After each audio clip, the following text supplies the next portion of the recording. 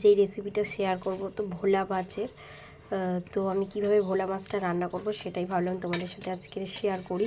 ফার্স্টেই ভালো করে নুন হলুদ মাখিয়ে নিচ্ছি মাছগুলোতে।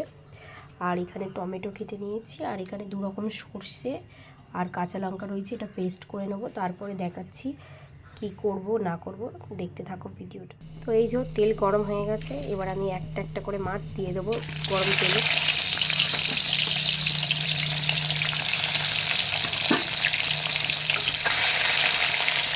আর কাদের কাদের ভোলা মাছ খেতে ভালো লাগছে অবশ্যই কমেন্ট করে বলো।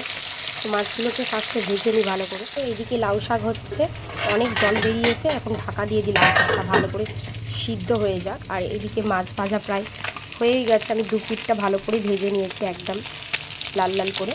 তো এই কটা আরও মাছ রয়েছে, সব কটা মাছ আগে ভালো করে ভেজে নিই, তারপরে আবার তোমাদেরকে দেখাচ্ছি। এই যে মাছ ভাজা পুরো কমপ্লিট, আর তেল দিয়ে দিয়েছি কড়াতে, আর দিয়ে দিচ্ছি কালো জিরে।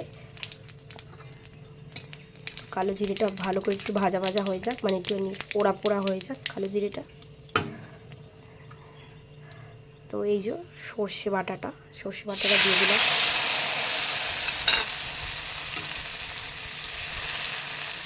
আর এই যে টমেটো কাঁচা লঙ্কাটা দিয়ে ভালো করে কষিয়ে নেব। তো এই যে মশলা কষানো প্রায় হয়েই গেছে, মানে সর্ষে বাটাটা টমেটো যেটা দিয়েছে ওটা ভালো করে টমেটোগুলো গলে গেছে। আর এইদিকে বাটির মধ্যে আমি একটু নুন আর হলুদ গুলে রেখেছি, এটাও দিয়ে দেবো। দিয়ে এটা আবারও ভালো করে কষিয়ে নেব।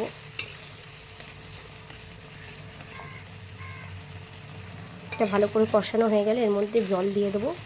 জলটা একটু ফুটে গেলেই মাছগুলো দিয়ে নামিয়ে নেব। তারপরে তোমাদেরকে দেখাচ্ছি ফাইনাল কীরকম দেখতে হয়েছে, এটা ফুটে যাক তারপরে দেখাচ্ছি। তো এই যে ভোলা মাছটা সর্ষে বাটা দিয়ে দেখতে এরকম হয়েছে। আর রেসিপিটা তোমাদের কেমন লাগলো প্লিজ কমেন্ট করে বলো।